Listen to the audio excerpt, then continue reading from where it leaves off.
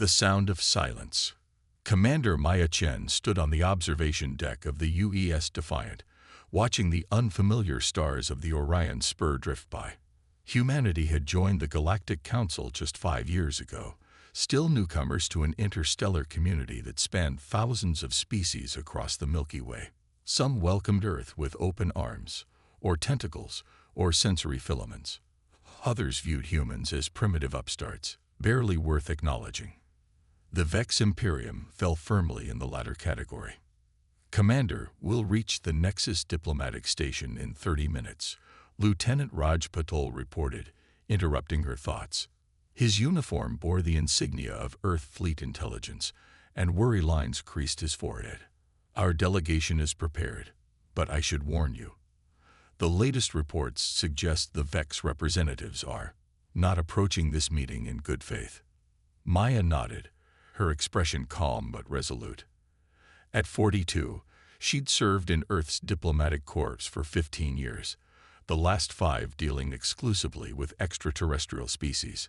Her reputation as a skilled negotiator preceded her. Humans and aliens alike knew Commander Chen for her measured words, infectious laugh, and seemingly endless patience. "They rarely do, Raj," she replied with a slight smile. "But we keep trying. That's what makes us human." The Defiant hummed softly around them as they made their way to the briefing room where the rest of the diplomatic team waited. Dr. Eliza Wong, their xenobiologist, was reviewing data on Vex physiology. Communications specialist Jackson Carter tapped away at his console, practicing Vex honorifics. Security Chief Ortega checked her team's non-lethal defensive equipment. Council regulations prohibited lethal weapons at diplomatic functions, though many species found creative ways to circumvent this rule. "The Vex Imperium controls 17 star systems," Maya began, activating the holographic display in the center of the table. A 3-dimensional star map appeared, with Vex territory highlighted in crimson. "They've annexed 3 formerly independent worlds in the past year alone. The Council has officially labeled their expansion concerning but lawful. We know better." She gestured to a small blue dot just outside Vex space. "This is Harmony Station, our scientific outpost. 300 researchers, minimal defenses. The Vex claim it violates their sphere of influence, though it's well within Council-recognized neutral space." Jackson looked up from his console. "Commander, is it true that the Vex communicate primarily through dominance displays? My linguistic analysis suggests their language contains over 40 different terms for submission, but only 3 for equality." "That's correct," Dr. Wong interjected. "Their evolutionary history as apex predators on a resource-scarce world shaped their psychology. They don't respect equals, only those who demonstrate superior power." Maya sighed. "Which makes them particularly difficult for humans to deal with. They interpret our diplomatic approach as weakness." "Then why are we even bothering with this meeting?" Ortega asked bluntly. The security chief never one to mince words. "Because," Maya replied, her voice taking on a sharper edge, "every species deserves a chance to choose peace, even the Vex." The Nexus diplomatic station loomed before them, a massive structure of gleaming metal and crystalline observation domes. The neutral ground had been established by the Council millennia ago for precisely these kinds of sensitive negotiations. The Defiant docked with practiced precision, and Maya led her team aboard. Representatives from 3 other Council species awaited them in the antechamber. The Serpentine Lissari diplomat, Ambassador Sissith, nodded in greeting, her scales shimmering with iridescent patterns that conveyed respect and caution simultaneously. The crystalline Tholian observer remained motionless in the corner, absorbing information through methods humans still didn't fully understand. The furry Ricky mediator bounced nervously on padded feet, whiskers twitching. "Commander Chen," the Ricky chittered, "the Vex delegation has requested a dominance hierarchical seating arrangement. We advised against it, but they insisted." Maya's expression didn't change. "Standard procedure, then. We'll adapt." The doors slid open with a soft hiss, revealing the Vex delegation. They entered like conquerors rather than diplomats, 4 towering figures with crimson exoskeletons and multiple limbs, ending in both manipulators and natural weapons. Their eye stalks swiveled independently, assessing every being in the room with cold calculation.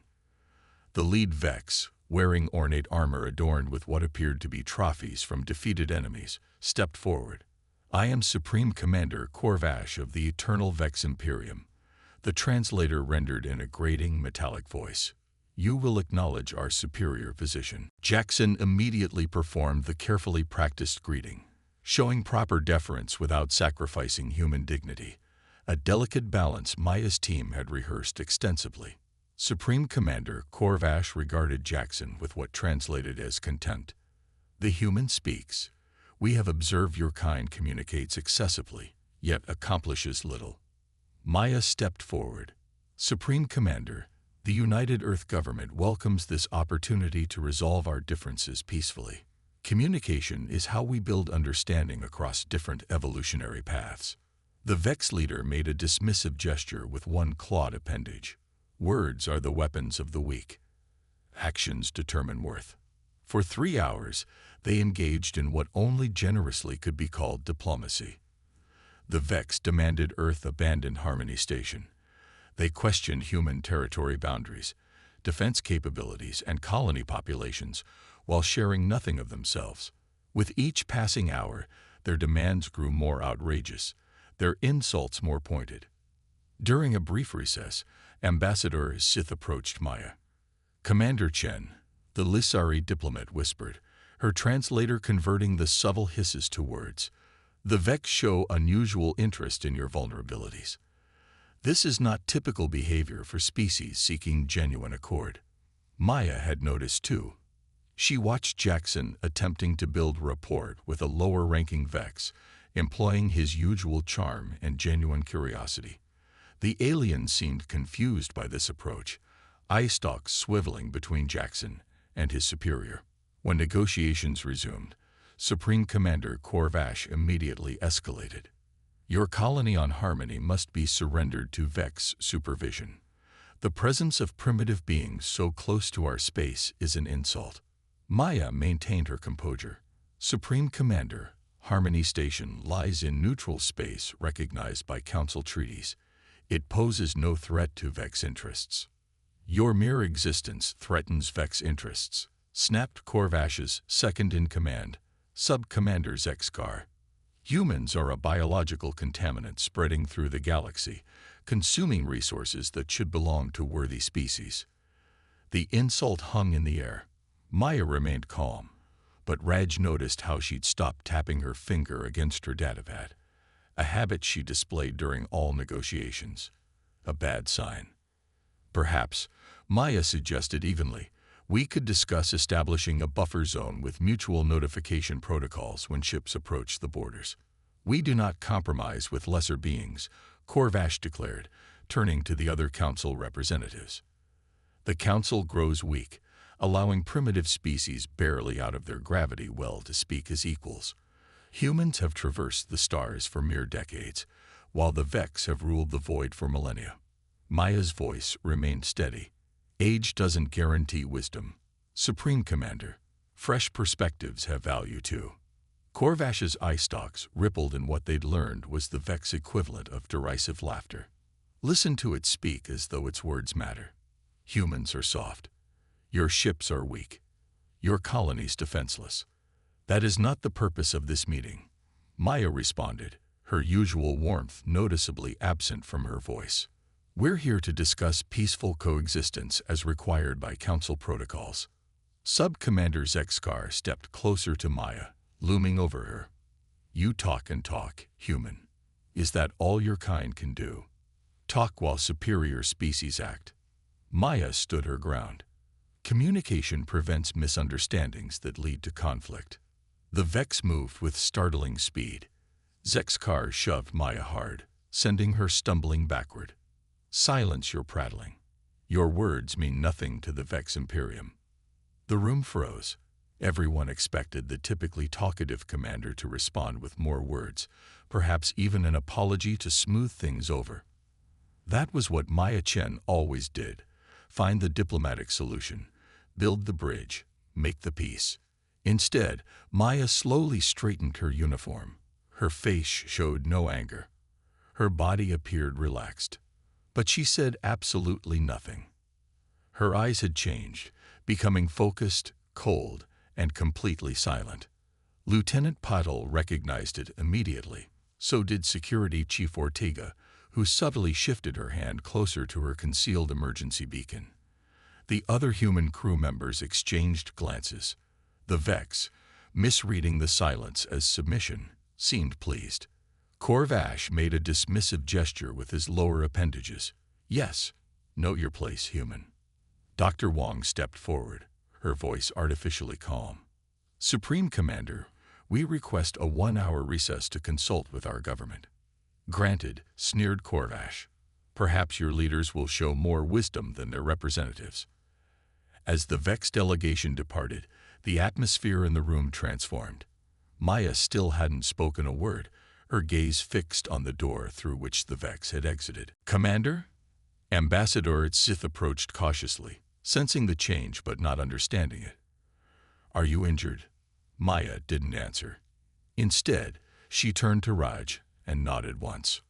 Raj immediately activated his secure communicator. Defiant, this is Lieutenant Patel. Initiate protocol whisper. Full sensor sweep of all Vex movements within range. Silent running. The Lissari diplomat's scales rippled with confusion. Lieutenant Patel, what is happening? Why this sudden change in procedure? We're preparing for possible hostile action, Ortega said simply. But there has been no declaration of war, protested the Ricky mediator. Just a minor physical altercation. Such things occur in difficult negotiations. The humans exchanged glances. Finally, Dr. Wong spoke. It's the commander. She's gone silent. I do not understand. Sith said, looking at Maya, who was now working at her datapad, still without uttering a word. When humans get angry, they get loud. Raj explained. They shout. They argue. They make threats. But when humans get truly furious, when they reach the point of no return, they go silent. The Tholian observer, who had remained motionless throughout the negotiations, suddenly shifted position. Fascinating. Silence as aggression indicator. Counterintuitive. Efficient. Silence means we're no longer wasting energy on words, Ortega added. We're focusing completely on what comes next. The Ricky mediator's whiskers twitched nervously. I have studied Earth history. Your species evolved as persistence hunters. Quiet stalkers who would follow prey for days without rest. Raj nodded grimly. That's our heritage. When we stop talking, we start hunting. But Commander Chen is your most diplomatic crew member, Ambassador, Sith observed, beginning to understand. Maya was a tactical warfare specialist before becoming a diplomat, Dr. Wong explained quietly. 15 years in Earth Fleet Special Operations. She talks because she chooses to, because she believes in words first. When she stops talking, Ortega left the sentence unfinished. She didn't need to complete it. Maya suddenly looked up from her datapad. She walked over to the group and displayed the screen. On it was a detailed analysis of Vex ship movements near Earth space over the past month. Dozens of vessels, carefully staying just outside sensor range of human colonies, gradually establishing a siege formation. They weren't here for diplomacy. They were gathering intelligence for an invasion. And Maya Chen had stopped talking. Part 2. Actions speak louder. Alarms blared throughout the Nexus diplomatic station. Emergency lighting bathed the corridors in pulsing red as Maya Chen's team raced back to the UES Defiant. The commander still hadn't spoken a single word, but her orders flowed through Lieutenant Patel with crisp efficiency. Confirmed attack on Harmony Station, Raj announced, reading from his secure communicator. 3 Vex warships dropped out of FTL and opened fire without warning.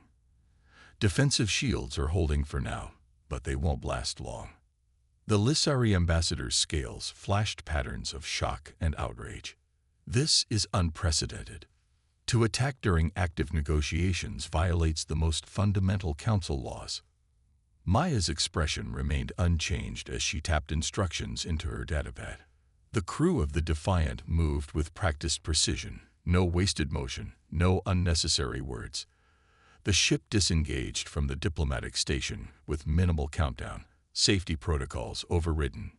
Commander Chen, the Ricky mediator, chittered anxiously, having insisted on accompanying them to witness events. What do you intend to do?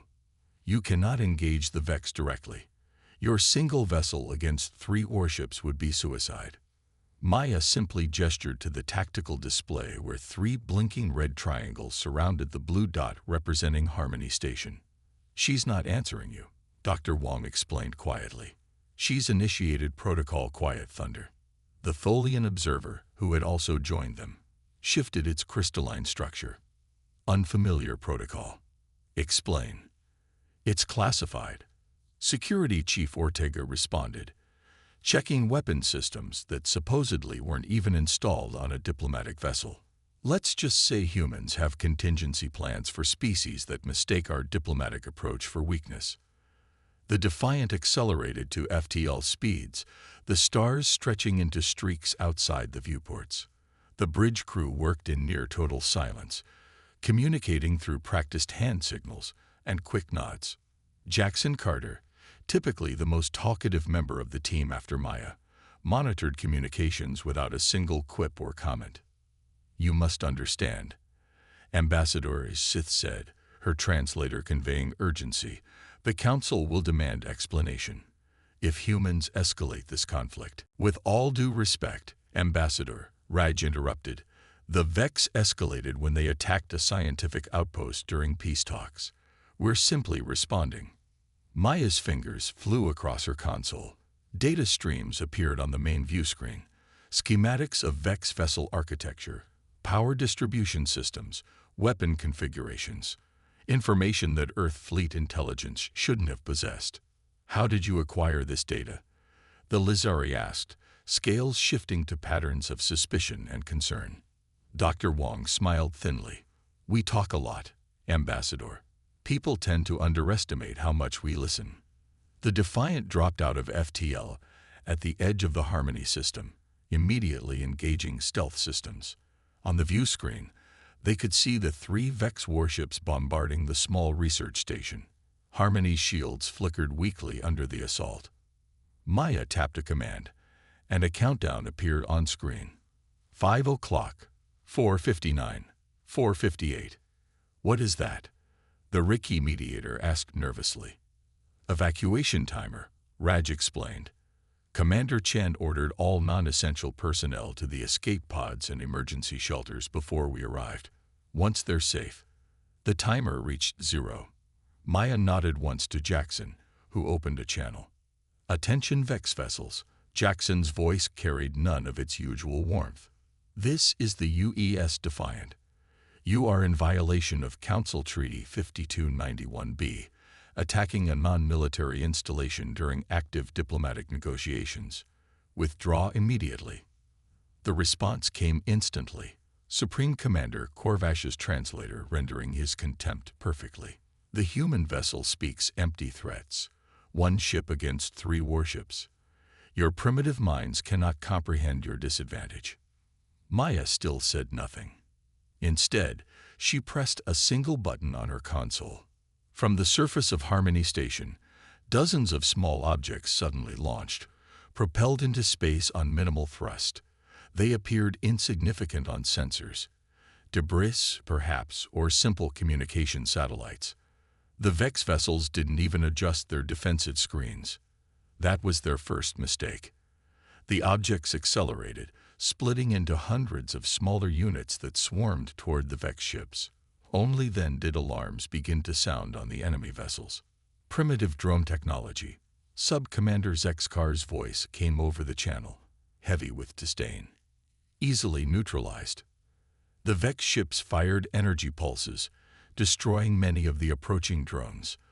But for each one destroyed, 3 more adjusted their trajectories, learning, adapting. They weren't simple weapons. They were networked, evolving machine intelligence. The drones attached themselves to the Vex hulls like technological parasites. Power fluctuations rippled across the enemy vessels as systems began failing in cascading sequence. "Impossible," roared Corvash. "Our shielding is impenetrable to your level of technology." Maya finally spoke, her voice cold and clear. "Your intelligence on human capabilities is outdated, Supreme Commander. We stopped broadcasting our actual technological advancements years ago, precisely for moments like this." She stood from her chair, addressing the Vex leader directly through the viewscreen. "You misunderstood our willingness to talk as an indicator of weakness. It was a courtesy, one you've now exhausted." On the tactical display, the 3 Vex warships were now completely immobilized, their weapon systems and engines disabled by the adaptive drone swarm. No destruction, no casualties, just complete neutralization. "This is not possible," Zexkar sputtered. "The human diplomatic vessel carries no weapons." "We didn't need weapons," Ortega commented dryly. "Those research satellites your scans detected around Harmony Station. They're actually defensive platforms we've been developing for 5 years. The scientists you threatened were controlling them." The alien delegates watched in amazement as Maya calmly issued orders to secure the Vex vessels. Earth fleet ships began emerging from hiding places throughout the system, places where they'd been stationed for months, quietly observing Vex incursions into neutral space, gathering evidence for the Council. "You planned this," Ambassador Sith realized, her scales displaying patterns of astonishment. "You knew they would attack." "We hoped they wouldn't," Dr. Wong corrected. "But yes, we prepared for the possibility." The commander gave them every opportunity to choose peace. "But when did you? How did you?" The Ricky mediator couldn't complete his thoughts, whiskers twitching in confusion. Raj smiled slightly. "When we talk, we're gathering information. When we go silent, we're implementing solutions." The Tholian observer shifted, crystals realigning. Deception through stereotypical behavior exploitation. Sophisticated psychological warfare. Will revise Council assessment of human threat potential. Within hours, Council peacekeeping forces arrived to oversee the situation. The evidence provided by Earth Fleet was irrefutable. Months of documented Vex incursions, detailed plans for invasion found in the seized warships' databanks, and witness testimony from 3 respected Council representatives who had observed the unprovoked attack. In the Council emergency session that followed, the Vex Imperium faced unprecedented sanctions. Their expansion was halted, their military capabilities restricted, and their leadership, including Corvash and Zexkar, removed from power pending criminal investigations. Maya Chen stood before the Council, once again the measured, articulate diplomat. "The United Earth government does not seek punitive measures against the Vex people. We propose a supervised transition to a government that respects Council laws and neighboring species sovereignty." The new Vex representative, hastily appointed after the coup, listened with uncharacteristic humility. Word had spread quickly through the galactic community about what happened when humans stopped talking. Later, as the Defiant prepared to return to Earth, Ambassador Sith approached Maya one final time. "Commander Chen, I must confess, I have misunderstood your species. We all have. We interpreted your diplomatic nature, your constant communication, your desire for peaceful solutions as signs of weakness." Maya smiled warmly, her usual self once more. "A common misconception, Ambassador. Humans talk because we've seen what happens when we don't. Our history is filled with silence followed by destruction. We've learned it's better to exhaust every word before taking action." "And when the words run out?" the Lizari asked. "Then we do what we must," Maya replied, her voice soft but resolute. "But we always hope for a day when the words never run out." As news spread throughout the galaxy of the Vex defeat, a new understanding of humanity began to emerge. Species that had dismissed humans as chattering primitives reassessed their positions. Diplomatic overtures increased. Trade agreements were proposed on more favorable terms. and a new phrase entered the galactic lexicon, whispered with newfound respect in councils and marketplaces across the stars. When the human gets silent, the wise find shelter.